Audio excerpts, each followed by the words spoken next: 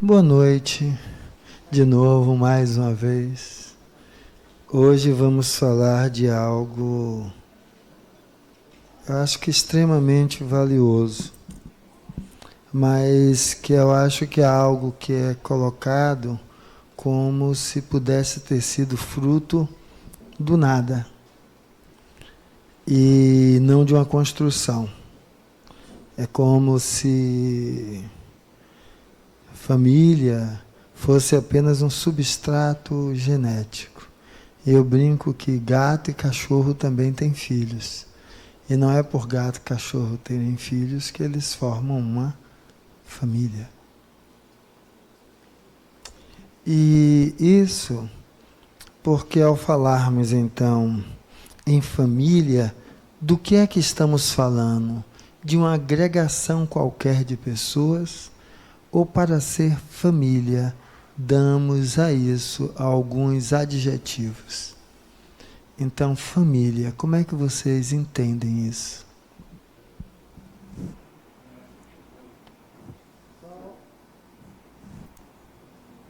Microfone para os nossos alunos.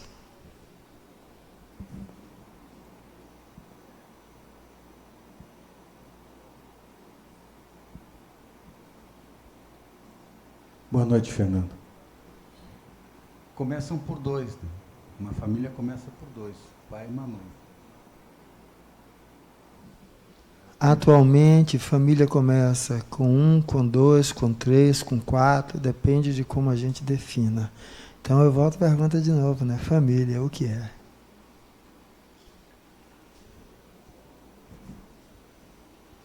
Saibam que é possível relação estável, legalmente, de 3 pessoas, de 4 pessoas. Então, pode começar com qualquer outro contingente. Então, família, o que é? Boa noite, Fernando. Boa noite, pessoal. Acho que unidade, né? União. O que é família? Todo lugar que eu encontro unidade, união, eu posso chamar de família, é isso? Então, como é que vocês enxergam família? Esse é um tema que alguém não pode dizer, eu não tenho como falar, porque você veio de uma família. Todos aqui vieram de uma família. Então, estamos falando de quê? E não traga o conceito literal da Wikipédia, não, para você. O que é família? Compromisso. O que mais, meu povo? O que é família? Olha ali, ó, ali, acorda.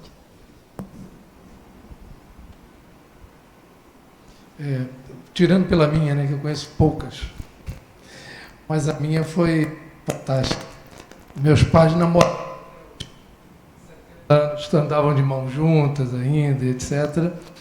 E os irmãos com uma diferença de 10 anos cada um para o outro. E um foi meu professor de matemática, o outro foi meu professor da vida. E sempre um ajudando o outro, e é assim até hoje. Para mim, a melhor coisa que existe no mundo foi minha família. Um amor constante, uma coisa que supera as relações que eu conheço hoje de amizade, etc. É muito maior que a amizade. Foi um espetáculo. Acho que valeu a pena ter vivido e viver esse tempo todo em função da minha família e da família que eu formei. Ótimo, fantástico. Para mim é convivência. Para mim é convivência. Então, para a senhora é convivência? A senhora não. Para mim é convivência. Porque assim, você pode ter uma família, agregar uma família de amigos, você pode agregar uma família. A minha família é uma família, além de espiritual, é uma família de convivência harmoniosa e muito amorosa. Vamos lá? Família. Eu acho que família, como você disse, é um grupo de 2 ou mais pessoas, né? Que espiritualmente estão ali, reencarnam na mesma no mesmo espaço, né? Na mesma constelação familiar, vamos dizer assim, para que uma possa melhorar em detrimento da outra, para que um melhore o outro. Aí essa relação de família, olhando do ponto de vista não espiritual, é um grupo de pessoas que tem laços consanguíneos ou não, né? Mas que têm os mesmos valores, têm os mesmos costumes, rezam da mesma cartilha, vamos dizer assim. Só vamos ter uma dificuldade às vezes. A grande dificuldade é a família rezar a mesma cartilha. Mas tem alguém ali embaixo, tome. Pode falar. Vá, pode falar. Bom, eu acho uma grande oportunidade de resgate, um grande laboratório na família. A gente reencontra amigos, inimigos, e é uma forma de a gente dirimir as diferenças, né? Aprendizado fantástico, a gente desperta paciência para quem enxerga dessa forma, né? O amor, né? E a gente constrói muito, né? Então, eu tive uma família com mais 7 irmãos, né? Hoje todos nas suas casas, vários sobrinhos netos, né? Tenho 2 filhas, tenho um neto, não moram mais conosco, só a filha, mas ainda assim é um aprendizado constante. Tem briga? Tem, né? Mas a gente consegue caminhar, né? E interessante que a gente se preocupa um com o outro, né? Que é uma forma de amar, né? O tempo todo. É muito bacana, né? A gente tem que parar, ouvir o outro, né? Entender o outro, porque todo mundo é diferente, todo mundo tem uma história aí do passado e é muito bacana. Uma coisa das falas de vocês é que para mim família é sentimento. Aí quando alguém fala da sua com sentimento é algo muito interessante, né? Porque não existe família sem sentimento. Mas vamos lá. Para mim é um ambiente que estão pessoas com as quais você se sente confortável. Confortável para conversar, para discutir, para idealizar alguma coisa. Confortável espiritualmente também. E, de certa forma, nós, os membros da família, estamos ali buscando o bem de um e do outro. É basicamente isso. Alguém mais quer compartilhar uma impressão ali? Boa noite. Eu acho que família é um conceito um pouco complexo, porque depende se você está falando da família sanguínea ou da família que você se sente bem. Porque tem muita gente que tem pai, tem mãe, tem irmão, tem avó, que não considera família e que não é da família. Tem gente que abandona os filhos. Enfim, eu acho que família são pessoas que você sente que fazem parte de você. Claro que cada um é um indivíduo sozinho, consegue viver sozinho, mas são pessoas que você quer estar junto, que você faz questão de estar ali e de estar todo dia, assim, lutando por aquela pessoa, porque a convivência é muito difícil. Então, quando você considera seu pai e sua mãe realmente como sua família, é difícil você estar ali no dia a dia convivendo com uma pessoa diferente de você, mas você está lutando, você e seus pais estão lutando para manter aquela relação, porque vocês se amam muito. Então, eu acho que família é isso. Legal. Vamos lá.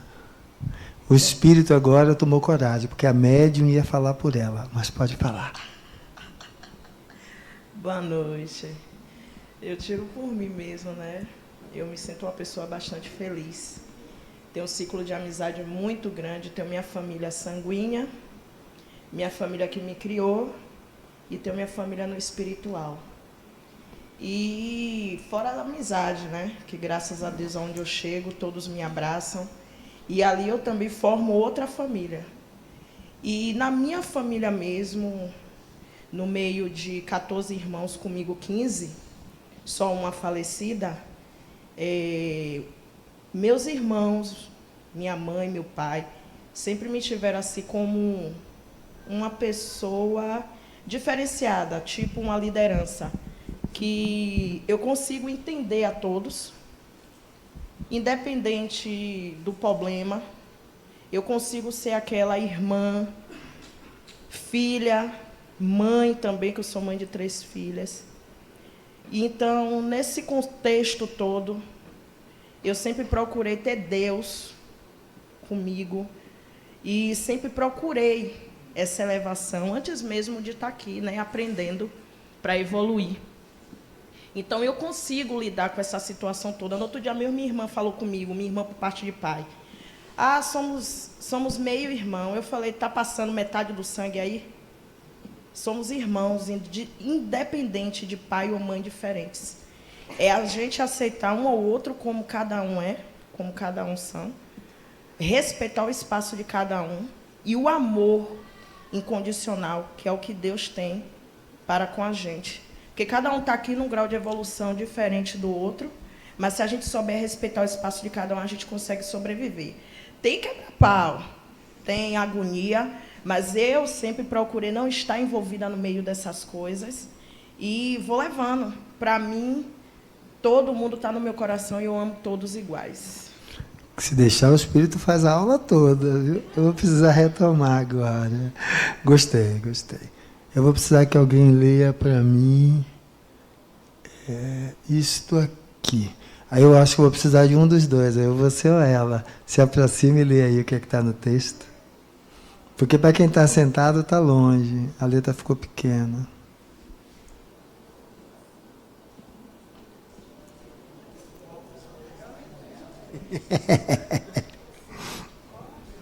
Ao longo das últimas décadas, há muitos países ocidentais passaram por mudanças nos padrões familiares, que seriam inimagináveis por gerações anteriores.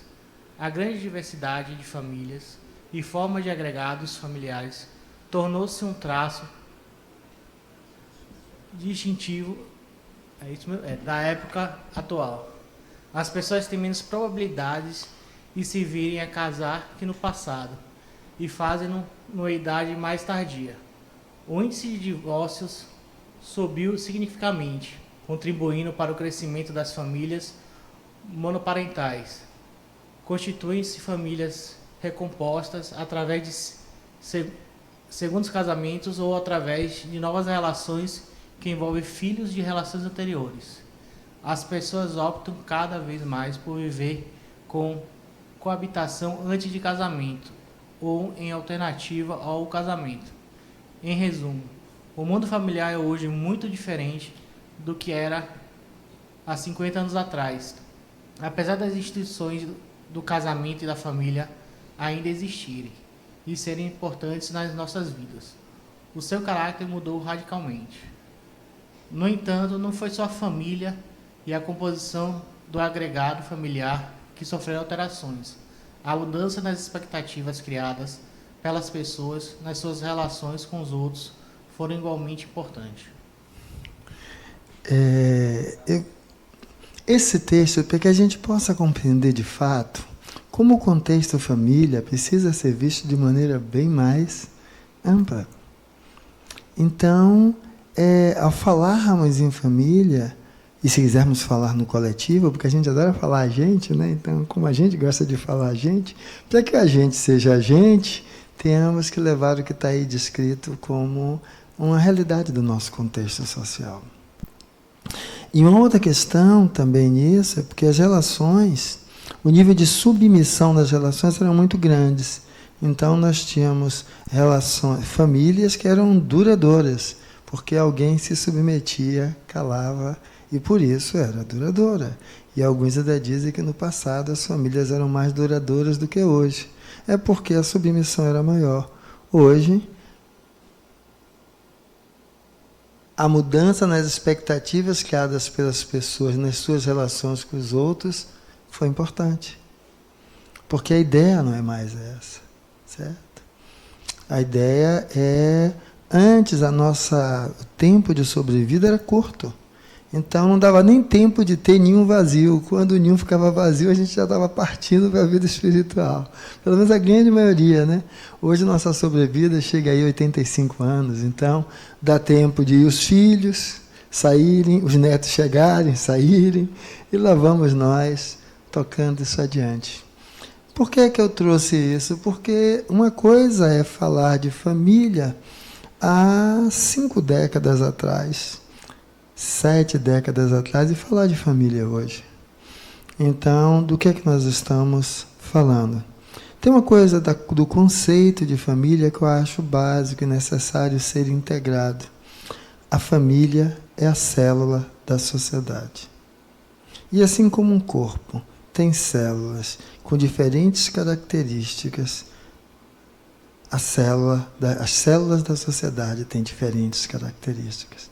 Assim como no corpo, quando a célula vive em função do organismo, eles conseguem uma homeostase, certo? Um equilíbrio. E quando essa célula ela funciona autonomamente, é o que nós chamamos de um câncer, onde ela, de fato, leva à desagregação do seu organismo como um todo. O que é autônoma? É aonde eu não me vejo como integrante da sociedade da qual eu faço parte. E aí, às vezes, eu começo a agredir, eu começo a desagregar aquilo que está presente ali. Mas vamos lá. Família fica bonitinho, né? Mas eu acho que não dá para falar de família se o que está naquilo ali for verdade. Certo? Ela diz, escreva na louça a palavra ética. O que é que o menino diz? Professora, roubaram o giz. Sabe como é que eu interpreto isso? Quando nós vamos falar de família e nós começamos a colocar o giz que conforma a família na mão dos outros. Então, minha família é ruim por causa de mim, não. Por causa de fulano, por causa de ciclano, ou seja, o giz queria conformar a família que o sonho foi roubado. Ou seja, porque você não assume a responsabilidade de ser o giz que vai conformar a família que você quer. Então você sempre coloca sobre os outros a responsabilidade dentro desse contexto da construção da família. E aí eu vou usar o exemplo de alguém que eu acho fantástico, com todo o espaço que essa emoção possa alcançar em mim. Tem uma criatura que eu acho fantástica, porque é o seguinte, ela olhou para uma família, e ao olhar para aquela família, trouxe a ideia de, emblematicamente, modificar aquela família. E o que foi que ele fez? Ele, em vez de criticar a família, ele vai para o seio da família, e no seio da família faz da vida dele um símbolo ao qual toda essa família hoje há de quedar. O nome dessa pessoa é Chiquinho de Assis. Com tudo aquilo que havia na Igreja Católica, ele adentra naquele seio e faz o seu voto de pobreza. E mostra que ser é mais do que ter, sem em nenhum momento agredir quem configurava aquela grande família. Ao ponto de chegar lá para lavar os pés do Papa e ele dizer, eu que deveria lavar os seus, né? Então, sabe, família é algo que só existe se nascer aqui dentro. Enquanto família estiver dependendo do que está lá fora, família jamais será família. Para quem? Para este que entregou a alguém o giz que poderia escrever, construir a família que deseja. Mas como? Quando eu quero construir a família que desejo, eu preciso fazer algo valioso, que uma outra mulher, para mim, significativa, que é pouco conhecida, mas de um galardão maior do que o Chiquinho teve. Tem. Eu tive o prazer de visitar o lugar onde ela viveu e faleceu. Eu estou falando da irmã Clara. Sobre ser mãe sem ter parido. Uma mulher fantástica. Mas a gente, para ser, quer exigir de alguém alguma coisa. Enquanto para ser eu tiver de exigir para alguém alguma coisa, eu tenho que entender que o câncer na minha família sou eu. Sou eu. Sou eu que estou destruindo o que foi me dado como oportunidade de aprendizado. Porque eu não resgato, porque eu só posso resgatar o que eu tinha, o que eu tenho eu não perco, porque o ser humano não evolui. Então eu tenho que entender que tudo parte de mim. O mundo que existe é o mundo que parte de mim. E aí, quando assim eu vou fazendo, aí dá para eu falar agora em família e entender que viver a dois é desejar a felicidade do outro além da própria. Mas como já disse, né, hoje tem contratos que são de 3, são de 4, ou seja, a possibilidade de convivência, a possibilidade, na realidade, de agrupamento familiar é muito diversa. Uma família onde uma única pessoa adota a criança. Ela nem pariu, e é uma família monoparental. Então, a possibilidade de agregação engloba tudo isso. Então, é necessário entender que viver a dois é desejar a felicidade do outro além da própria. Por que a dois? Porque a família tem que ter o outro. Tá? Podendo ser... Depois eu vou abrir para passar para alguém. Agora ainda tem uma coisa para descrever. Então, é necessário enxergar o outro. Por isso que eu falei daquilo. Quando eu só cobro do outro, em vez de enxergar o outro, família é desejar a felicidade do outro além da própria. Eu gosto de fazer a seguinte leitura. Desejar a felicidade do outro é respeitar o outro. Porque se eu quero ser respeitado, eu tenho que aprender a respeitar. Mas eu acho que eu ser respeitado é o outro me engolir. Então, enquanto for assim, fica difícil. Então, viver a dois é cultivar o respeito mútuo como elemento de felicidade. Mas quando eu digo mútuo, é cultivar isso. Para que seja mútuo, tem que partir de mim. Às vezes eu tenho que entender que aquela criatura que está comigo só vai retribuir aquilo, talvez daqui a umas 100 encarnações. Mas se eu não plantar hoje, nem daqui a 100 encarnações. Mas como eu sou imediatista, alguma vez diz, mas Fernando, 100 encarnações? Sim. Quantas centenas de encarnações o mestre, o Nazareno, esperou para que eu fosse capaz de falar dele como família. Então, assim, eu quero que façam comigo, mas eu sou egoísta suficiente para querer que o outro venha servir a mim. E ele tinha dito, aquele que não serve para servir, não serve para viver. Então, a proposta é nós entendermos que família é mais que o resultante genético. É nós entendermos que são ideais, sonhos, lutas, sofrimentos e aspirações que se sementam nos liames da concessão divina. Essa linguagem está daquela bem lá atrás, quando Chico fazia aqueles textos, acho que isso é de Emmanuel, é que família é uma congregação.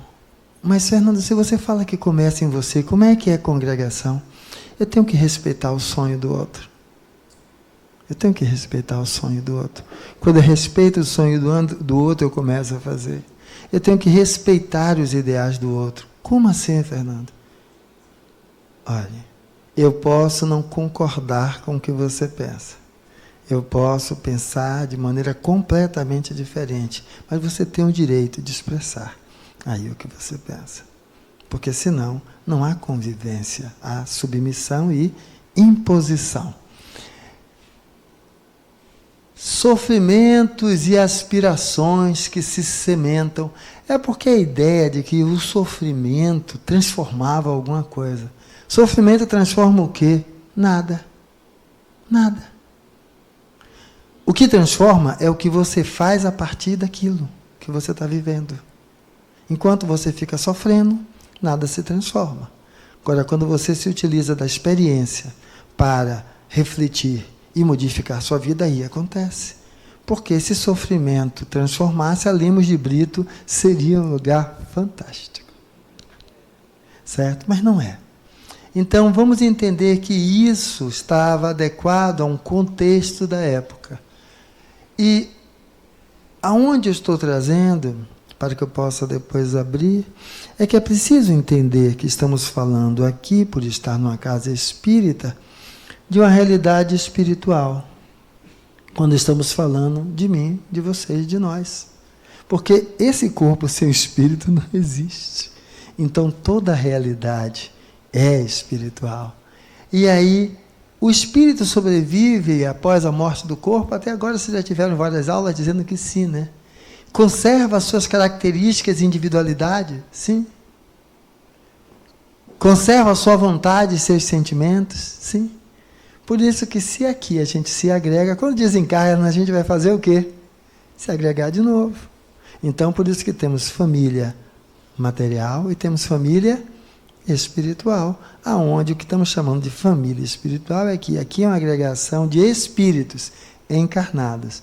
E lá é uma agregação de espíritos, só que desencarnados. E por que se agrega lá? Porque a gente também se agrega aqui. E quando vamos falar no contexto de família, né, é porque não quer dizer porque há um elemento genético que aquilo é uma família. É uma coisa muito interessante a família quando a gente faz o seguinte: os baluartes morrem, a família se esfacela. Porque às vezes as pessoas só estavam juntas porque o pai e a mãe estavam ali.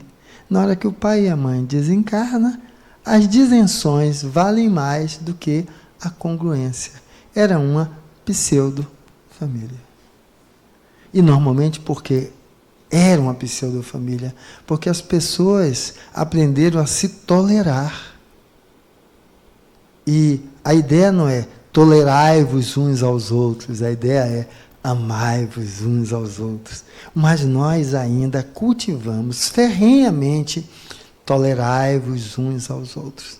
Fica uma etiqueta linda, vale de quê? De nada. E o pior é que a gente não ensina os filhos pelo que a gente fala, a gente ensina os filhos pelo aquilo que a gente faz.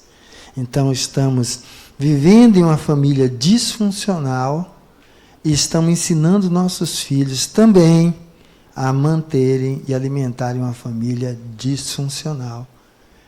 Funcional apenas para o social. E por quê? Porque se lembra tudo aquilo, então significa que depois da morte existe mente. Porque morre o corpo, continua o perispírito. E a mente está onde? No perispírito, onde tem consciente, inconsciente e todos os outros elementos. Então, a criatura que aqui só aprende a tolerar, vai se encontrar com quem do outro lado? Pessoas que vibram do mesmo jeito. Então, eu quero construir uma família espiritual melhor, construa agora. Porque depende do que você faz. Depende de como você aprende a conviver com o outro, compartilhar com o outro, lidar com as diferenças do outro e ver mesmo esse agregado de diferentes ter não unidade, mas ter unicidade, que é o sentido de família. Então, essa é a ideia para que a gente possa entender que nossos filhos são espíritos. Por isso que não tem que ser como eu quero. E a pergunta que alguém diz, mas Fernando, aquilo era a ovelha negra da família. Como se negro e branco fosse alguma diferença, né? Mas a ovelha negra da família, eu digo, olha, no momento que, ou o contrário, né? minha família, eu sou a ovelha branca da família, ou seja, eu sou o bom. Se você é o bom e o resto não presta, significa, lembre-se que a gente se atrai, a gente coagula a mesma realidade. Então, qual é a questão? A questão que a minha pergunta é, se o meio familiar é a célula da sociedade, e eu estou aqui, Alá, Assis, para fazer da minha convivência em família um padrão de vibração que contamine, qual deve ser o meu papel nessa família? Por quê? Porque eu estou com espíritos diferentes, só que afins. A harmonia vigora. O que é esse afins que a harmonia vigora? A afinidade é simples. Eu vou olhar para Maria e Joana e vou dizer, eu estou nessa família com vocês duas porque eu sou tão ignorante quanto vocês. Ignorantes em quê? Em aprender a fazer disso algo frutífero. Isso é nosso desafio. Fazer com que a convivência humana seja algo frutífero, funcional e não apenas estético. Agora veja como é fácil. Eu detesto a criatura, mas se ele tiver um câncer, não, aí eu vou agora ficar com dó, eu vou ficar com pena. Se ele tiver um acidente grave, ou seja, eu só posso me relacionar com o outro de outra forma quando ele está em demérito. É assim. Então, é essa a minha forma de expressar a afinidade, né? Não. É na família onde terão a oportunidade de crescer e aprender o que não sabem. Então, a grande pergunta é essa. Quando eu olho, eu pergunto, o que eu tenho a aprender? Eu tenho duas criaturinhas comigo, uma de 18 e outra de 16, vai fazer 18 agora. Digamos que uma caia no mundo, entra em qualquer desventura das mais significativas possíveis, como um bom espírita, né? Ela quebra a cara, aí ela volta, eu vou dizer o quê? Está vendo aí? Viu o que eu lhe disse? Sabia? Isso é um atestado de ignorância, porque como um bom espírito, o que eu perguntaria para ela é, e aí, o que foi que você aprendeu? Como foi a sua experiência? Porque vocês precisam entender que a maioria das vezes a gente chora pelo que a gente não fez, pelo que a gente não teve coragem de enfrentar e fazer realizar. E às vezes pelo nosso medo a gente tolhe, né, o outro. E é nesse sentido que nossos filhos são espíritos. Então eu tenho um compromisso na família em entender que aquele conglomerado, quando acontece uma coisa com um, acontece comigo. Ele não me olha desse jeito, eu tenho que olhar e não cobrar dele o que ele não pode me dar. Mas aí, aberto de novo, que alguém queria falar alguma coisa, mas eu precisava fechar esta fala. Eu quero água, vão me deixar aqui desidratado. Essa minha família é de espírito de porco hoje. Com gás.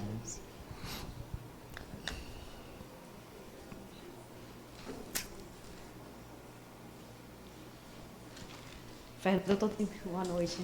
Eu estou tentando achar onde foi que você falou aqui. Só um minutinho.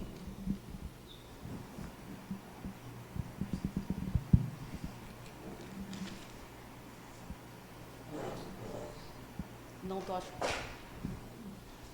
Tanto. Mais alguém quer fazer alguma pontuação, quer contribuir com alguma coisa, antes de eu ir ainda mais um pouquinho adiante? Ela achou. Eu acho que eu achei.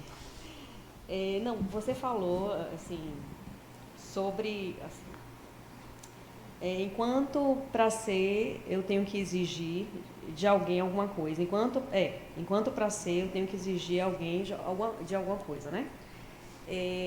Eu queria entender um pouquinho mais, porque assim, uma relação você sempre exige, né? Assim, uma relação não é que você sempre exige, mas assim numa troca, principalmente familiar, você tem expectativas em relação ao outro, a não ser que a gente consiga fazer o que Sêneca prega, que não tem expectativa nenhuma em relação ao outro, mas isso é muito difícil, né? Então, assim, não tem jeito de você não ter expectativas em relação às coisas, de maneira geral. E a expectativa, ela leva a demanda, ela leva a gente exigir do outro algum tipo de comportamento, algum tipo de postura. E aí eu queria entender um pouquinho mais o que é que você fala em relação a isso, porque é um aprendizado, né? Assim, eu fico sempre pensando, eu vejo também os ensinamentos todos, que faz todo sentido, mas na prática isso não é uma coisa tão fácil, né? É uma coisa de muito trabalho. Eu gosto do Nazareno porque ele fez uma coisa que nós ainda não entendemos. Tinha a história de um cara lá todo aleijado, todo... enrijecido. E ele soube que Jesus estava curando. Mas como é que ele, daquele jeito, em cima da cama, chegava lá no lugar? Aí a galera, com bom coração, levou ele lá e baixou quando Jesus estava passando. Aí Jesus vai, cura ele, só que ele diz o seguinte: levanta, pega a tua cama e vai. Graça de graça não tem graça. A ideia é que nós fomos criados simples e ignorantes. A ignorância só se vence a partir da experiência e do aprendizado.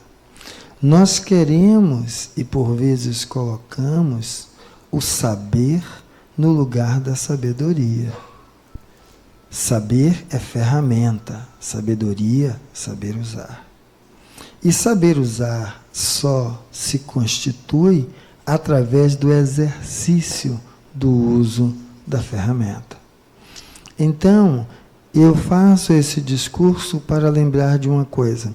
Eu gosto de brincar que quando eu começava a assistir palestra, eu ia recuando, e daqui a pouco eu me via feito uma lagartixa colada na parede, porque as pessoas falavam de coisas aqui tão sublimes, que eu dizia, meu pai, eu não cheguei nisso e nem vou chegar, certo? Não sei quando. E uma outra coisa, pessoal, eu não gosto desses discursos de pureza, esses discursos de, perfeição. Primeiro, porque se fôssemos todos perfeitos, a vida perderia a graça, porque seríamos iguais. A ideia, justamente, o gostoso é viver essa balbúrdia mesmo. Agora, mas Fernando, isso dá um problema. A questão é que eu tenho que saber sob que exigências eu me relaciono com o outro. Então eu vejo Marta com esse vestido lindo, parecendo cortina assim de... É um amigo meu que diz isso, eu estou aproveitando só para brincar junto. E aí, o que é que acontece? Eu começo a me apaixonar por Márcia. Eu preciso reconhecer quais são as exigências que eu estou colocando sobre Márcia. Primeiro porque, no momento que eu começo a falar aqui de seu Júlio, durante meia hora, depois dessa meia hora, vocês conhecem quem? Seu Júlio ou eu? Vocês vão conhecer a mim, quais os valores que eu uso para pesar positivo, negativo. Então, ou seja, toda vez que eu estou a olhar para Marta e fazer cobranças de Marta, eu cobro do outro aquilo que eu não tenho em mim. Quando eu tenho em mim, eu não preciso que o outro me dê. Então, o exercício de olhar o que é que eu cobro do outro é para perceber. O outro ajuste que eu faço é que eu não gosto muito da ideia de fechar ciclos. Se entender fechar ciclo eu fechei isso e acabou. Eu entendo a nossa existência como uma espiral ascendente. Então, o que é que acontece? Eu fecho o ciclo em um nível e abro no outro. Eu fecho num nível e abro no outro. Então, por isso que eu digo que eu não fecho ciclos. Eu mudo o diapasão aonde aquele ciclo passa a acontecer, né? A cada mudança. Então, o que acontece? Em uma encarnação, eu convivi com alguém e eu consegui lidar com aquilo e integrar aquele elemento. Em outra encarnação eu venho, eu vou de novo estar exposto àquele mesmo elemento. Só que agora, num nível um pouco diferente. Então, eu tanto integro como atualizo habilidades a cada nova jornada. A ideia não é não fazer projeções sobre o outro, porque isso é impossível, porque o nosso modelo de funcionamento se pauta nisso. A questão é que eu tenho que ter consciência do que eu estou projetando sobre o outro, para, inclusive, diminuir o peso sobre Marta e tornar a convivência possível.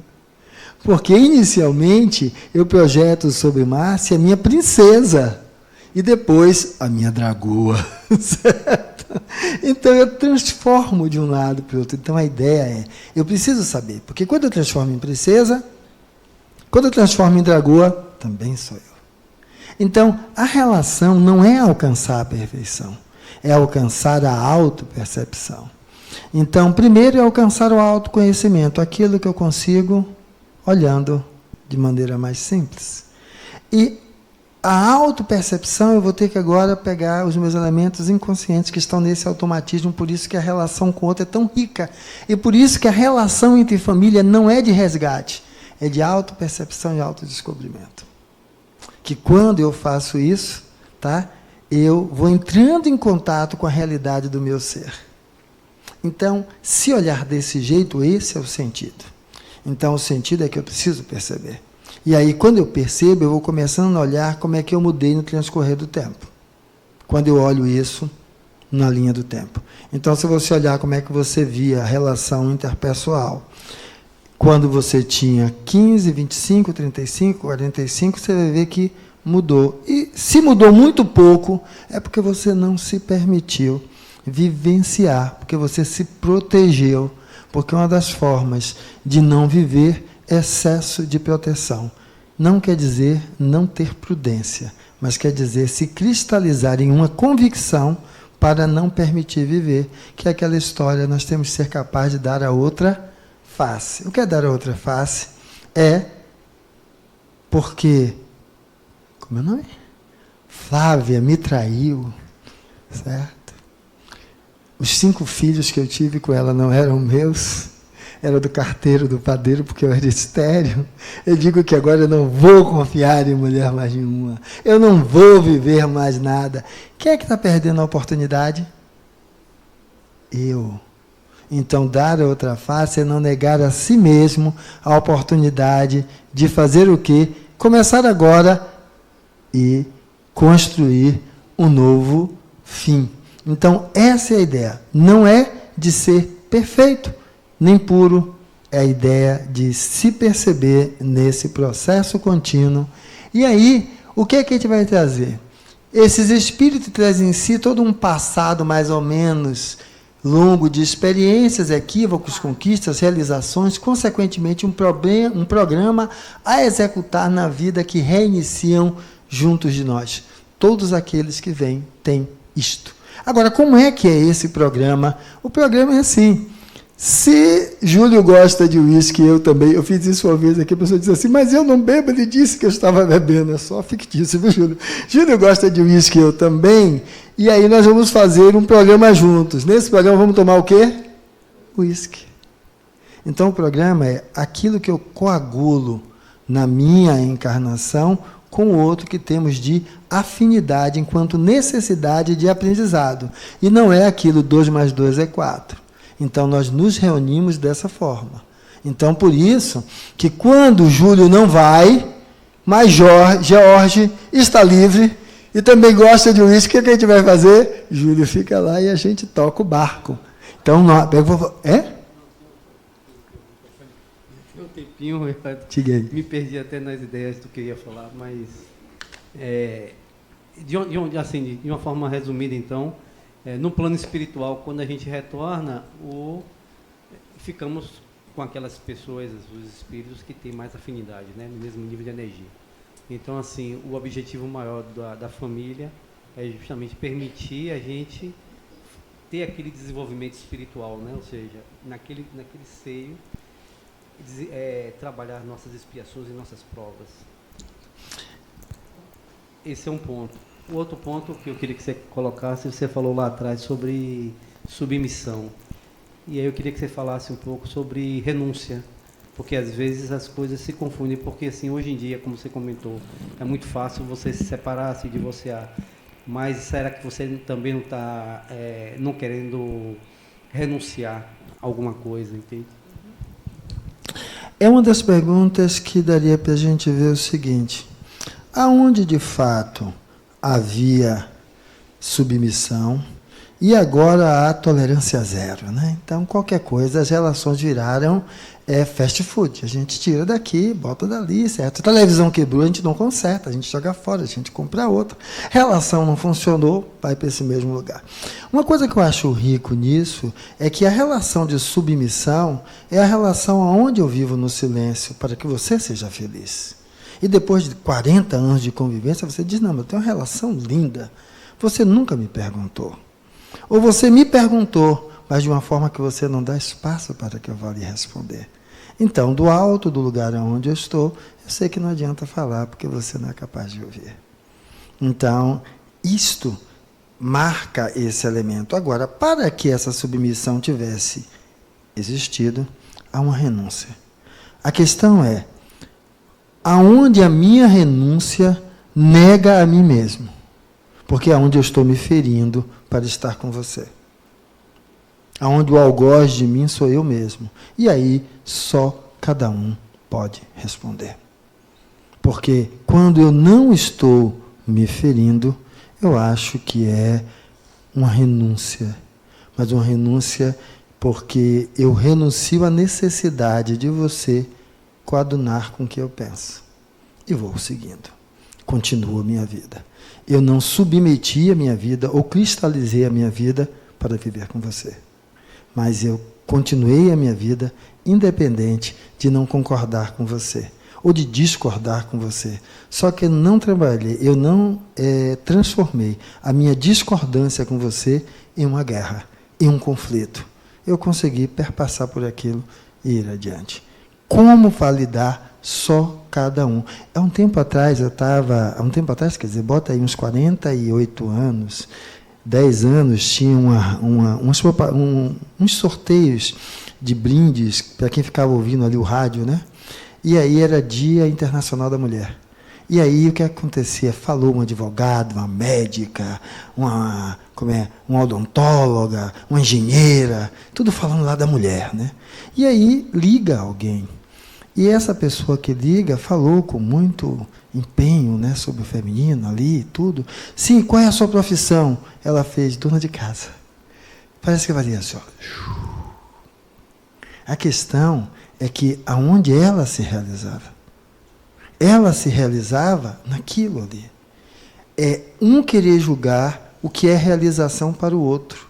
Por isso que não dá para eu definir submissão, renúncia, como elemento de convivência onde eu não dependo do outro anuir com o que eu penso. E eu continuo crescendo, desenvolvendo, indo adiante, porque aquilo é menor.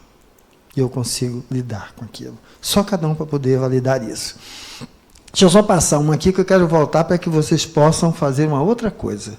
Se eu não esqueci... não, é daqui a 2. Pronto. Alguém ia falar alguma coisa? Diga aí.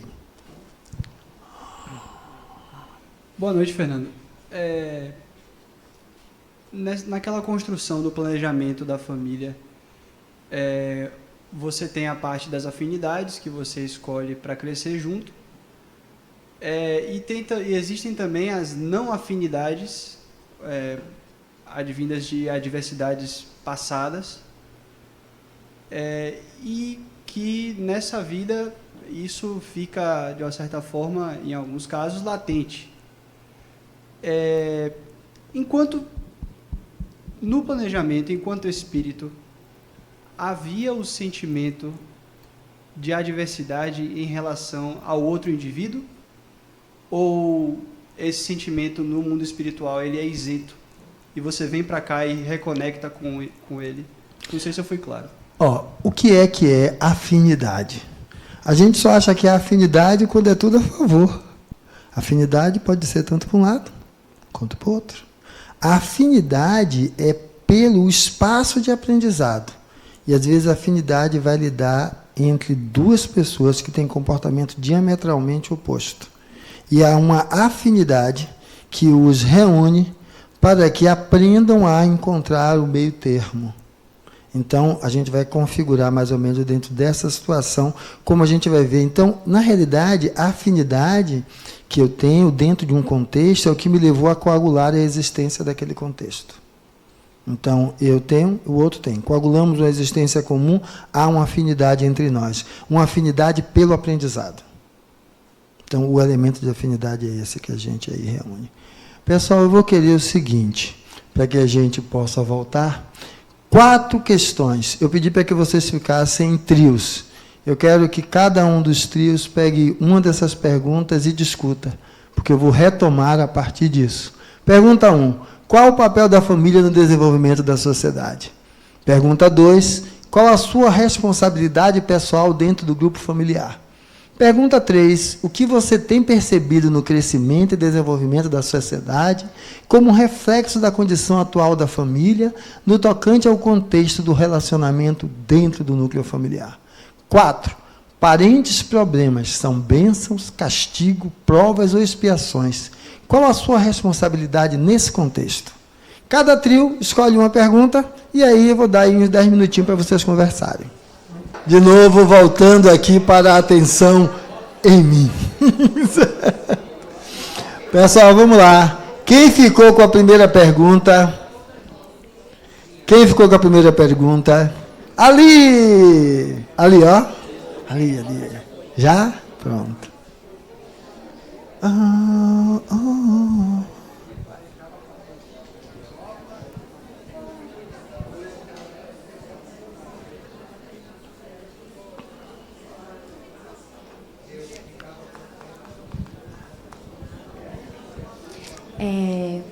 A gente falou muito, a gente começou falando sobre a família e como ela interage na sociedade, assim, de uma forma que começa a gente aprendendo. Então, o papel da família é ensinar algo para a gente conseguir entender. E também a gente falou sobre uma questão que, assim, a família é o que eles fazem, o que eles trazem de fora para dentro e conseguem passar para você. A gente usou aqui um exemplo de um pai que trabalha um trabalho assim pesado, físico, que chega em casa cansado. E existem 2 tipos de pais. Um que chega e senta com o filho para estudar ou até para conversar, e o outro que vai para o bar e volta embriagado. Qual dos pais está fazendo um filho melhor para a sociedade?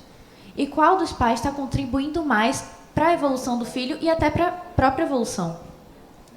Então, o papel da família na sociedade, eu acho que é fazer esse link do externo para o interno e conseguir fazer uma coisa produtiva com aquilo, para que a próxima pessoa, que é a pessoa que está recebendo isso, essa produtividade, também consiga passar uma coisa produtiva e consiga fazer esse link para conseguir fazer a sociedade. Porque, assim, a família já é parte da sociedade. A gente aprende o que é sociedade na família. Então, é uma coisa muito complexa que eu me envolo toda, mas que, em geral, tanto a família forma a sociedade quanto a sociedade forma a família. Acho que é uma troca bacana. E é exatamente a família, ela serve para formar a gente. Quem mais com a primeira pergunta? Só eles? Mais ninguém com a pergunta number 1?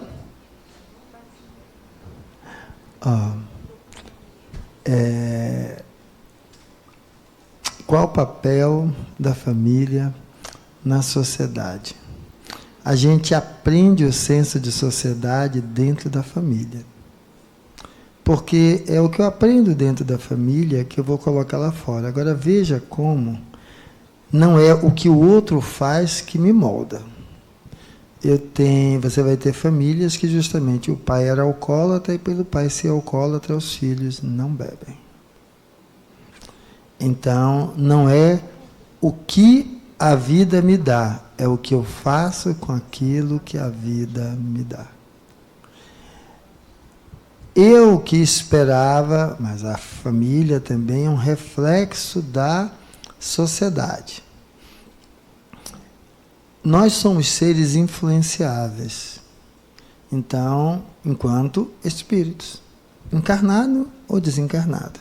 Ser influenciado é uma coisa, e se deixar ser marionete é outra coisa. Eu sou influenciável, mas eu também influencio. Então, um homem disse há um tempo atrás, eu tenho um sonho. E ele influenciou toda uma sociedade. Um outro, certo, também há 2000 e poucos anos atrás, também influenciou toda a sociedade. Eu vou ficar escondido por trás do que a sociedade me influencia, ou eu vou utilizar a influência que eu também tenho, porque é uma relação de troca, para ajudar a transformar essa sociedade, começando a transformar a minha família. Que família? A família que eu nasci, a família que eu formo, a minha família profissional, a minha família do meu ambiente de convivência, de vizinhança. Então, podemos dar várias outras categorizações de família que não seja apenas um núcleo, mas a questão é entender qual o papel da família no desenvolvimento da sociedade. Eu, no meu condomínio, quando faz alguma coisa que eu não concordo, o que é que eu faço? Eu meto o pau no síndico? Eu malho o que está sendo feito? Ou eu digo, poxa, teve a reunião e eu não fui para opinar. Eu estou ensinando a meu filho que se ele quer opinar, ele deve participar. Se eu não participo, como depois eu opino? Tá? Poxa, eu fui voto vencido nisso. Da próxima vez, vamos trazer isso à discussão e eu vou me mobilizar para que nós possamos rever esse ponto. Ou seja, criticar por criticar não vale nada. Agora sim, se mobilizar para que aquilo seja revisto é valioso. É uma crítica construtiva e não uma crítica destrutiva.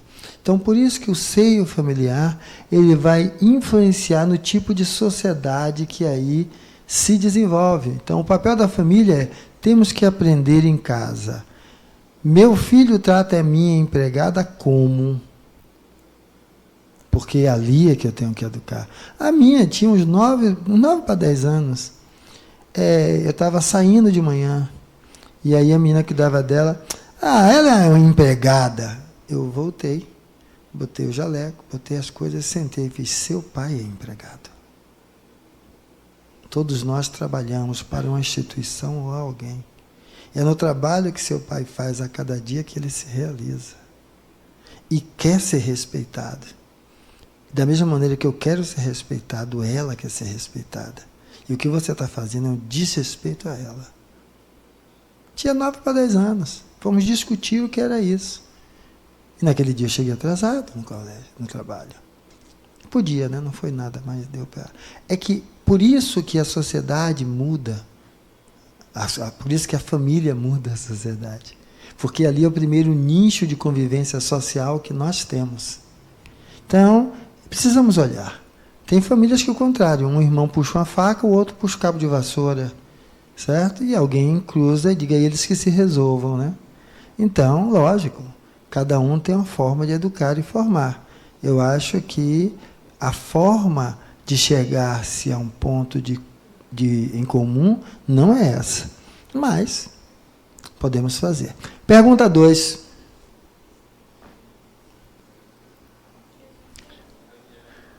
Pergunta 2 foi: qual a sua responsabilidade pessoal dentro do grupo familiar?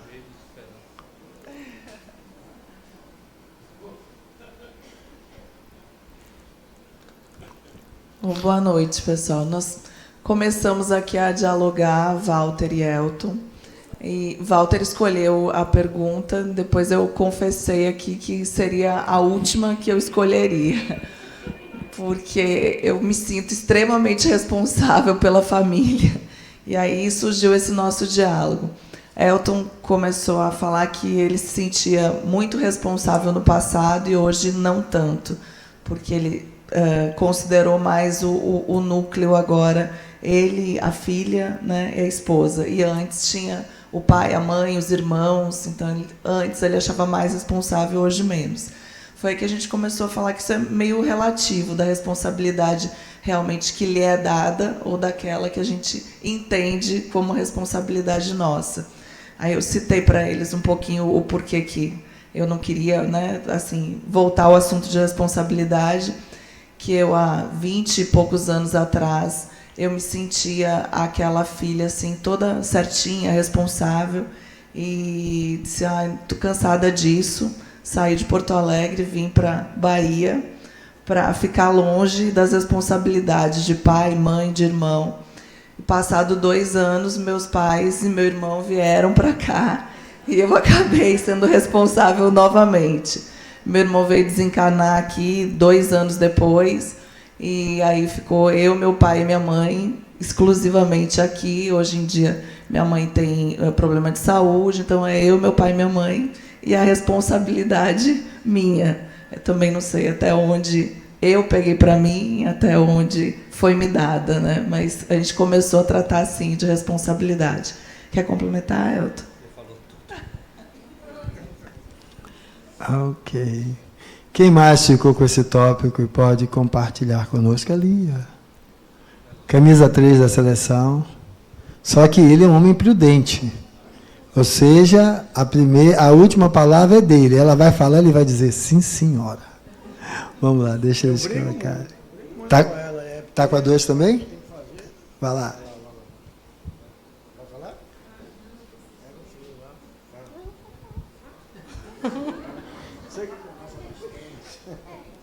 Assim,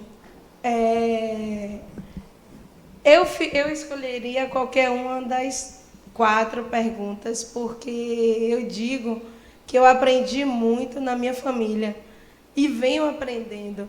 Eu acho que a gente é a sementinha, ou negativa ou positiva, porque quando você começa a se descobrir, você começa a perceber qual é o seu papel dentro da família. Eu estava conversando até com eles aqui, que eu tive um exemplo desse recente. Eu geralmente, em qualquer círculo que eu tenho, ou no centro espírita, ou no meu trabalho, ou em casa, ou na minha família, eu sempre, quando tenho algo que está fora do meu controle, que vai ativar mais o meu lado negativo, eu primeiro me recolho, vejo qual é o ponto que eu estou errando, para depois eu ir para o combate, né? Que a gente não pode ficar ali naquele tiroteio o tempo inteiro. Mas aquilo ali serve para a gente como um aprendizado. Então, eu acho que a nossa responsabilidade, muitas vezes, é ser uma sementinha dentro da nossa família. É a gente saber quais são os defeitos dos outros e saber também quais são os nossos defeitos. Porque muitas vezes a gente acha que sempre o problema é do outro, sempre é o parente problema, sempre aquilo que a gente busca dentro da gente, que a gente aponta no outro, mas é como dizem, enquanto a gente aponta um dedo, tem 4 virados para a gente. Então, no meu eu cortei os 3, que era apontador demais. Então, tem um equilíbrio em você, né? Um virando e outro apontando. Mas eu acho que é isso. E na minha família, comigo aconteceu isso.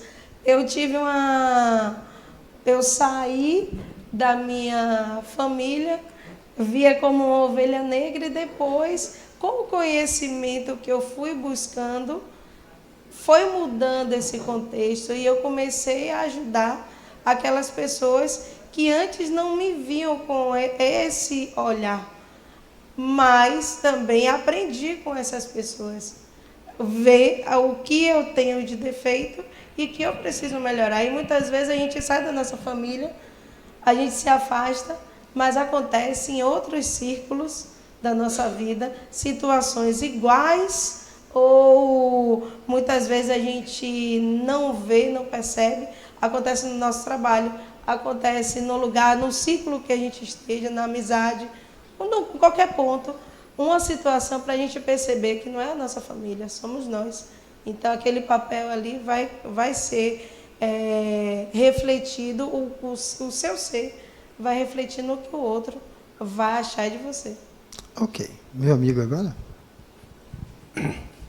É o seguinte, nós conversamos e ficamos muito afinados nas colocações, né? Divergimos apenas num pequeno aspecto que eu vou colocar no final e vou até perguntar qual a sua opinião.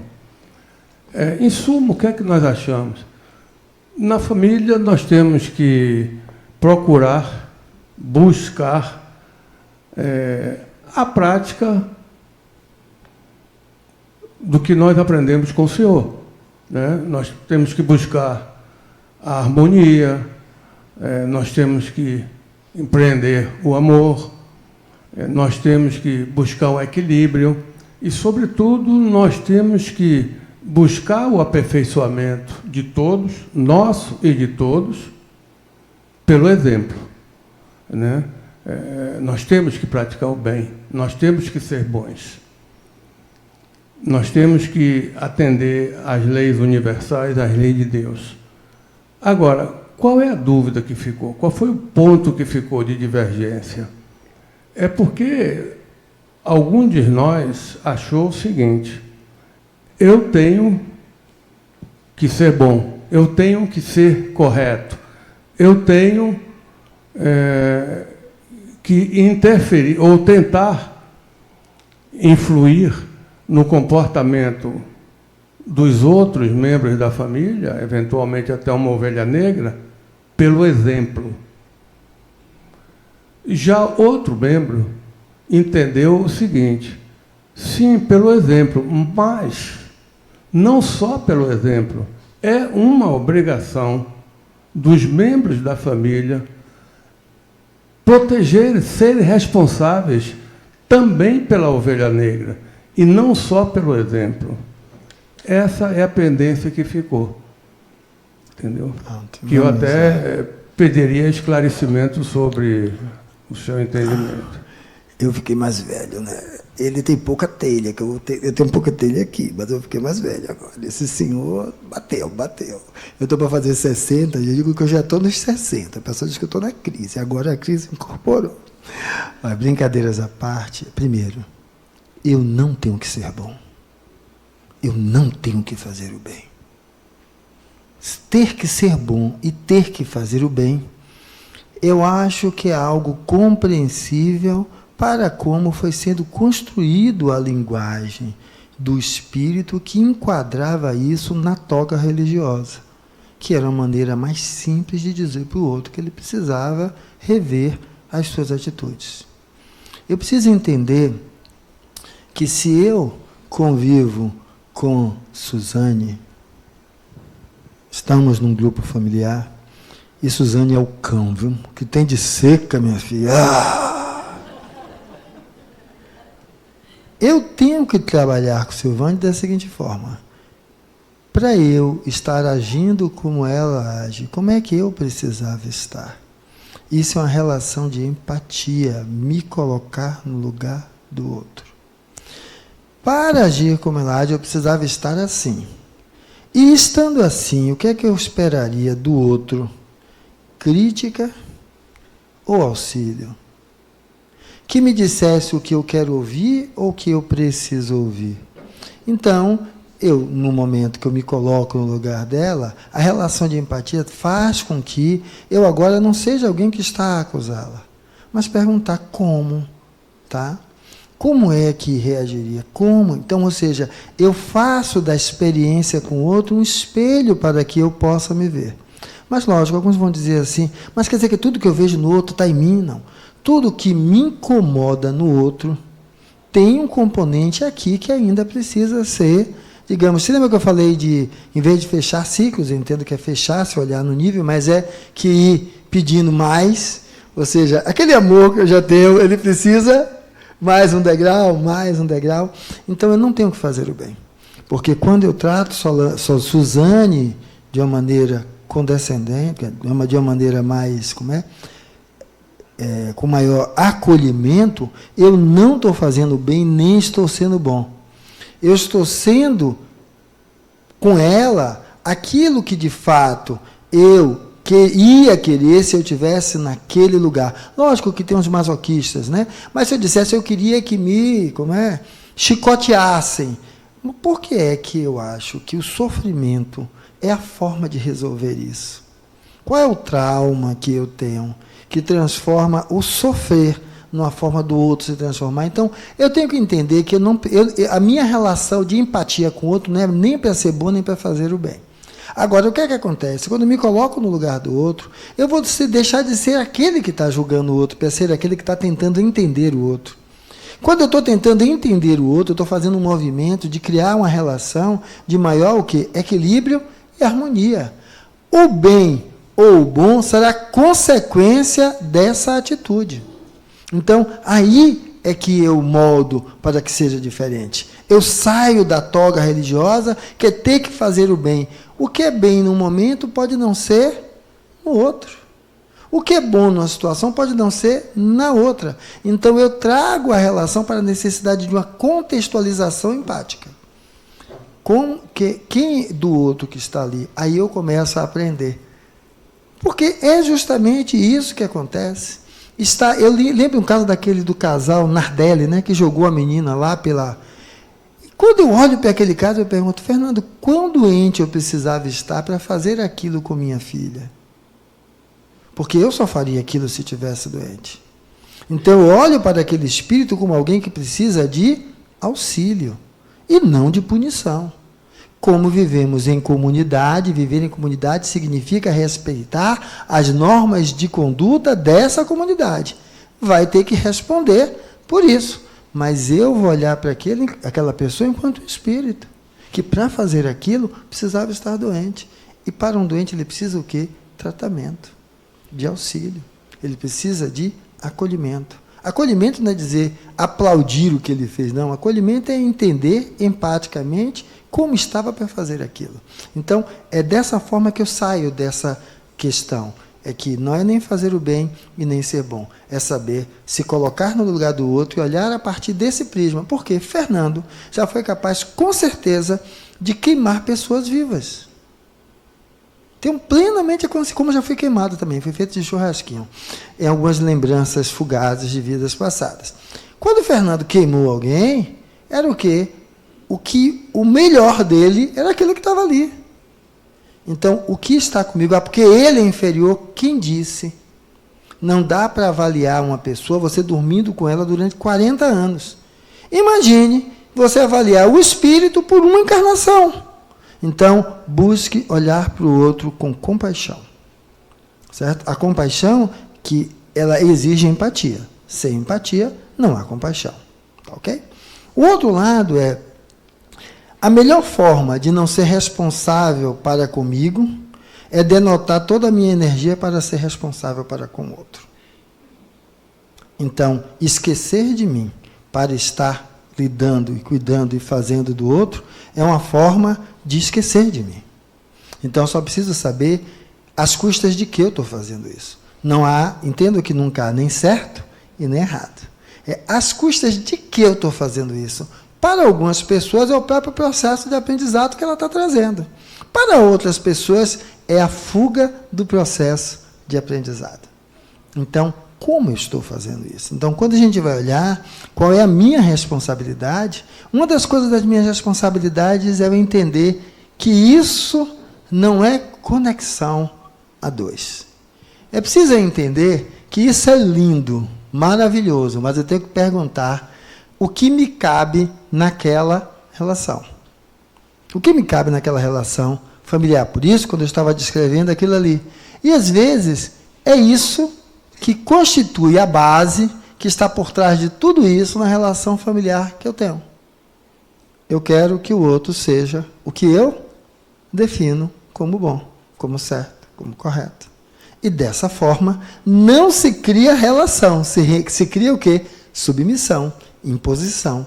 E eu preciso olhar isso dessa forma. Mas tem gente que faz com muito jeitinho. Então, minha pequena, aos 5 anos, toda vez que a gente falava de viajar, ela tinha febre. Passava mal. Aí eu programei uma viagem com um grupo de amigos. Era o aniversário dela. Ela tinha 5 anos. Amanhã ela vai. E se ficar com febre, a vizinha vai cuidar, que é médica também. A sua irmã, minha nora, é médica. Ela disse que vem para cá, ela vai cuidar. A gente viajou, lógico, ela fez a febrezinha lá, o pessoal cuidou, e beleza, depois disso não fez mais. Porque é uma forma da gente fazer isso com o outro, porque a gente acha que existe um predador do lado e uma vítima do outro. Como? Esquecendo que aqui só tem o quê? Predador. Cada um usando as garras e dentes que tem. Alguns usam as garras e dentes da vitimização para controlar o outro. Qual é o problema? É de quem usa, não é quem se deixa ser usado. Então, essa é a relação. Ah, não, mas é aquela história entre renúncia e submissão. Tá? Então, o que eu estou fazendo? Esse é o seu papel na família, certo? O que é que você está fazendo? Também não tem uma resposta. Cada um precisa olhar aí o que é que tem. Porque senão não vamos para lugar nenhum. Então, para pensar o meu papel é não cobrar do outro, mas entender que tudo começa em mim. E o segundo, eu não sou predador. A pergunta é, como você é predador? Porque não existe aqui nenhum coelhinho. Todos são predadores. Só saiba como e em que o seu comportamento é desse predador que se expressa normalmente assim ou de outras formas. Reconheça. Você lembra que eu tinha dito que na história não é dizer que eu sou puro nem bom? Não! Eu preciso reconhecer o predador que há em mim. Quando eu reconheço, aí eu sei modelar e transformar. Enquanto eu não reconheço, eu não enxergo. E eu continuo jogando sobre o outro. Então, próxima pergunta, qual a sua responsabilidade pessoal? Foi essa, não foi? Quando dá game over, qual é a sua responsabilidade? Não foi? Tcharam, tcharam, tcharam. Foi essa 2. Quando dá game over, qual é a questão? Simples, não, mas calma que eu vou colocar aqui. Apaixonada por essa assim, mulher linda, suntuosa, assim, com ar europeu, certo? E aí, quando eu começo, é minha princesa. Aí, quando é depois, vai casar, certo? Botou a coleira, acabou. Aí, acaba, era essa coisa linda, e agora o quê? É a dragoa. Essa praga é capaz de fazer, como é que o pessoal chama, rapaz? Quando a gente fala mal do parceiro para os filhos, é alienação parental. Esta praga faz a alienação parental. A pergunta que eu estou brincando aqui é, que é o seguinte, toda relação, quando vai para o game over, significa que não há um de um lado e outro. Não, metade do latifúndio é meu. Porque eu me separo dela e vou encontrar Christine. Joga isso aí para fora, você está perdendo tempo. Olha, nós dois. Qual é o problema? A chance disso aqui é dar o quê? Errado de novo, porque metade do abacaxi podre sou eu, que eu não reconheci. Então eu carrego para outra relação, porque eu dizia que o abacaxi podre é ela. Mas depois eu digo, sabe o que acontece? George é que é a realização. Certo? O que é que vai acontecer? Saiu do armário, vai resolver? Não, porque, mais uma vez, metade do abacaxi podre sou eu. Então, toda relação a dois significa que há componente dos dois lados. Qual o meu papel no contexto, dentro do grupo familiar? Entender que toda relação conflituosa só é conflito, só é briga, porque parte disso sou eu. Metade daquele latifúndio é meu. Não dizem quando dois não quer, quando um não quer, dois não briga. Então essa é a ideia. Viver a dois é desejar, certo? Essa felicidade que eu coloquei como responsabilidade, ela muitas vezes inicia-se seu necessário planejamento, onde seus membros, se a necessária experiência, vivem ao sabor das circunstâncias e das contingências da vida. A maior, para mim, circunstância e contingência da vida não é a paixão, é nascermos irmãos. Ou sermos irmãos, porque às vezes é por adoção, ou estarmos ali convivendo juntos. Agora, não é o que você ganhou, é o que você faz a partir daí. Tá? Eu vou roubar só 2. Parentes problemas são bênção, castigo, provas ou expiações. Qual a sua responsabilidade nesse contexto? A gente só vai inverter. Diga aí. Quem ficou com essa? Só vou precisar que vocês sejam sucintos, senão ela vai querer pegar o pescoço de vocês.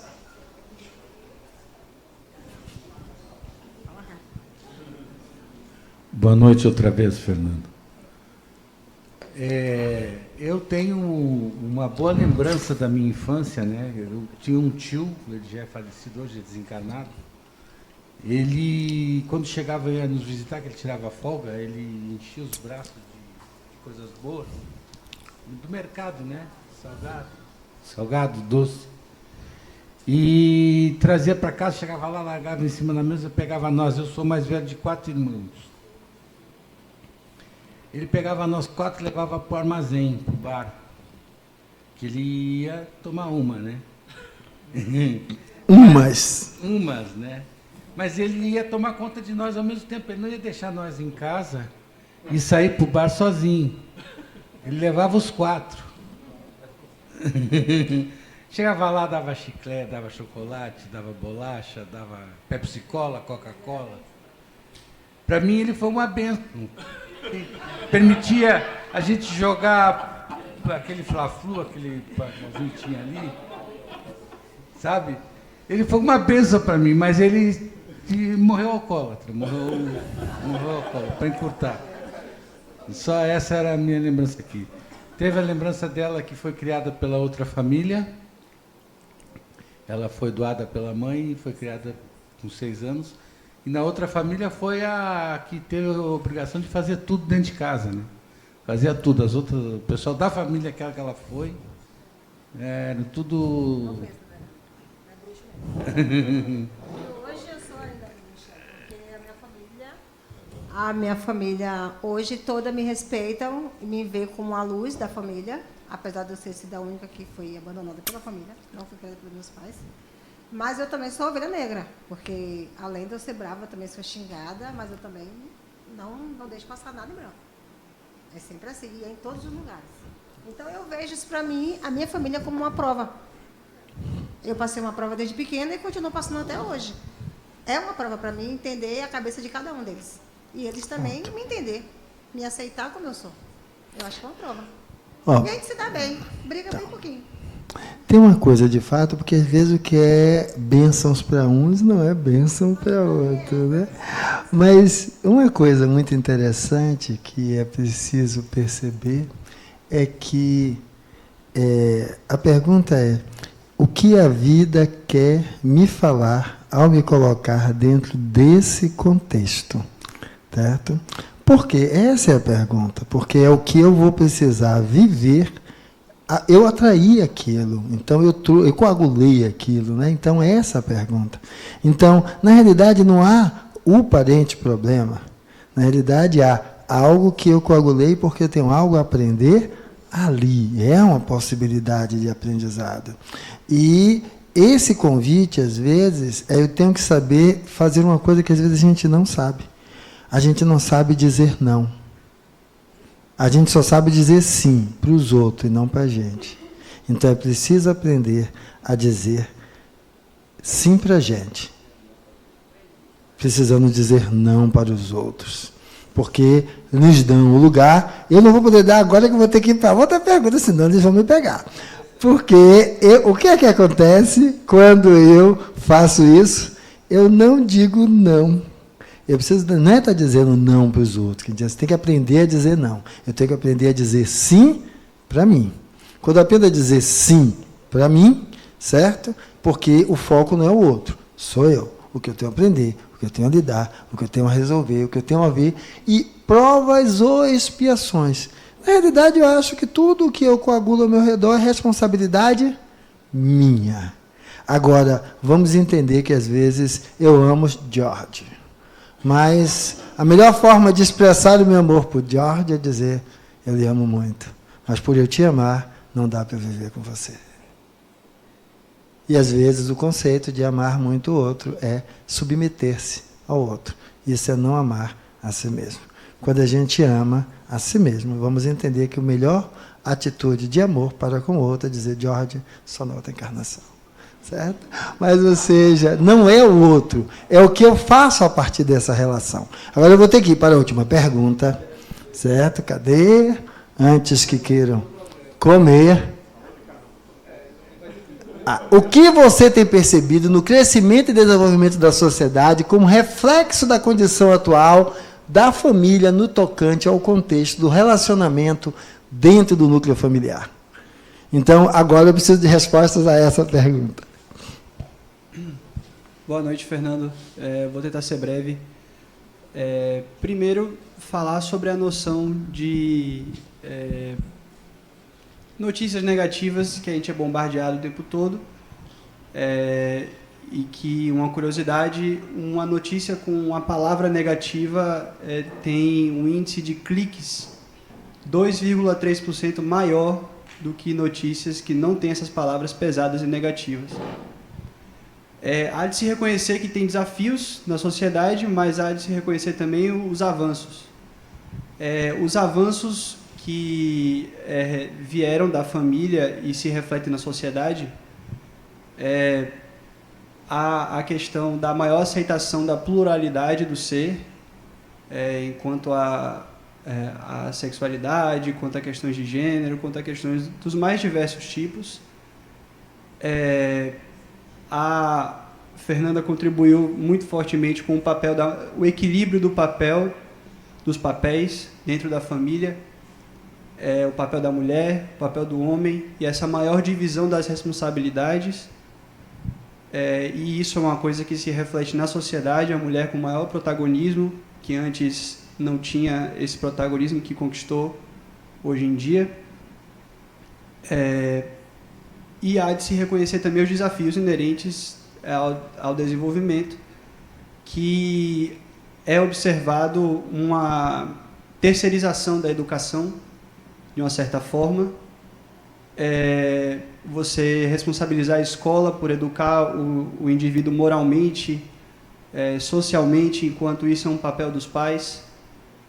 Essa maior desagregação da família, essa maior distância, e o que muitas vezes essa distância não monitorada gera indivíduos que partem para a violência, partem para os mais diversos tipos de condutas deletérias.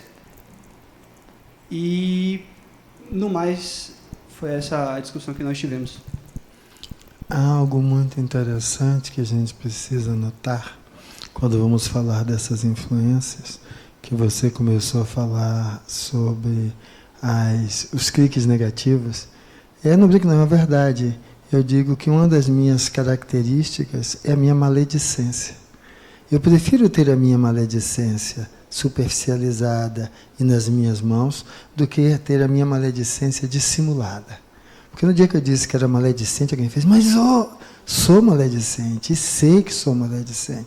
Por saber que sei que sou maledicente, eu busco lidar com ela, do que deixar ela encoberta ou dissimulada. Por que é que a maioria das vezes é no negativo? Justamente porque nós nos preocupamos muito mais em criticar o outro do que em buscar se colocar no lugar. Então o negativo vai estar sempre aí, muito evidente. Calma que eu vou para lá também.